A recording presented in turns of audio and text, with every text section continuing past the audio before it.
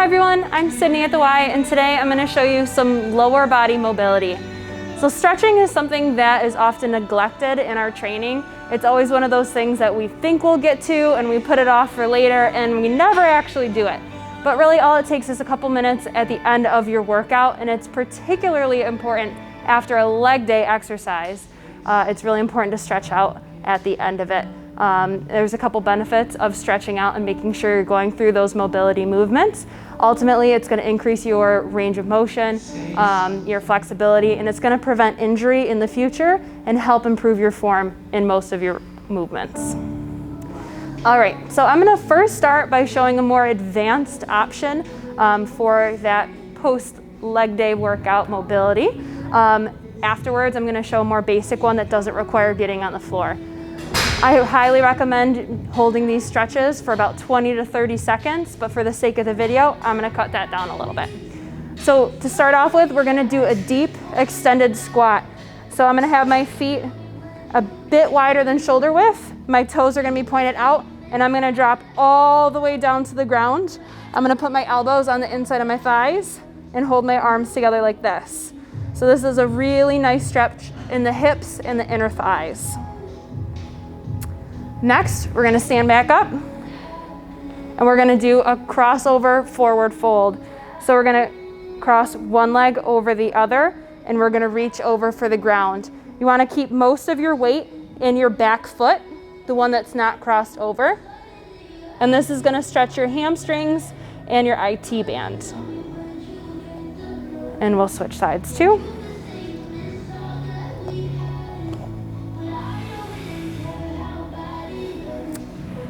Next, we're going to go into a downward dog. So I'm going to start with my feet flat on the ground. I'm going to roll down and walk my arms out. And I'm going to try to sink my heels into the ground and push away from the floor. This is a great stretch for your hamstrings. And from here, we're going to now stretch our calves. So we are going to do a heel drop and switch sides. We're going to do this a couple times. All right, from here we're going to move into a lunge. So I'm going to start with my right leg. It's going to come through my arms. And I'm going to sink my hips down to the floor. If you want to add a little bit more to this, you can also add a twist for some great spinal movement. And bring it back down. Next, we are going to stretch our quad. So I'm going to drop my back knee down. I'm going to bring myself up. And I am going to reach my foot with my opposite hand. You can use the floor for stability if you need. So you're going to grab that foot and you're going to hold it here. All right, next we're going to go into a figure four. So we are going to sit down on our bottoms and lay back. Feet on the floor, legs bent. We're gonna pick a leg. I'm picking my right leg. We're gonna cross it over our supporting leg so that our legs make the shape of the number 4. Some of you who have decreased flexibility, you may already feel the stretch in your glutes here, but if you need a little bit more, you can grab your supporting leg and pull it in close. You should feel this right through your glutes. The last one for an added challenge is going to be a double pigeon. This is really going to challenge your hips. So from here, you're going to start almost like you're about to cross your legs, but instead, you're going to put one leg on top of the other. So from here, you may already feel the stretch right here as it is. If you want an extra challenge, you can actually reach your arms forward, and you'll feel this right in your hips. And make sure you do everything on both sides of your body. All right, so now I'm going to show a more basic option for all of those movements. You can use a wall for support, a handle, a ledge, or even a tall box to help for balance if needed. So that first movement, we're going to do an extended deep squat again.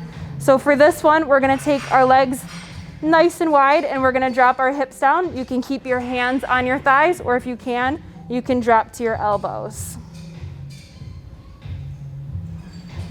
Next, From here, we are going to do a crossover again. So for this one, it's gonna be a challenge for balance. So make sure to grab onto something for support if needed. And you're just gonna reach down as far as you can. You don't have to go all the way down to the ground if you are not able to. Next, we're gonna do a hamstring stretch. So from a standing position, you're gonna pick just one leg, put it out in front, hands go on top of that thigh, and you're gonna sit back, and you should feel the stretch right in your hamstrings. The next one we're gonna do is calves. So this would be a good option to find a wall or something sturdy and tall. So here we're gonna put our feet up on it and lean into it. So I'm gonna feel that right in the back of my calves. Okay, so the next option is gonna be a lunge. Again, hold on to something for balance if needed. Take one foot out farther than the other, and we're gonna bend that knee.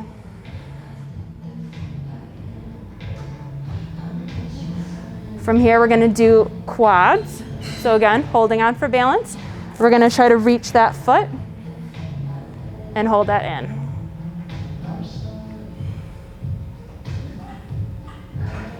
All right. The last one we're gonna do is a figure four. So again, make sure you have something sturdy to hold on to. We're gonna make the shape of the number 4 with our legs. So we're gonna cross over and we're gonna sit back. I hope you enjoyed this video, and I hope you can use these stretches at the end of your next lower body workout. All of these stretches are gonna help in your recovery of all of your muscles after that workout. If you have any questions, ask a YMCA staff. See you next time.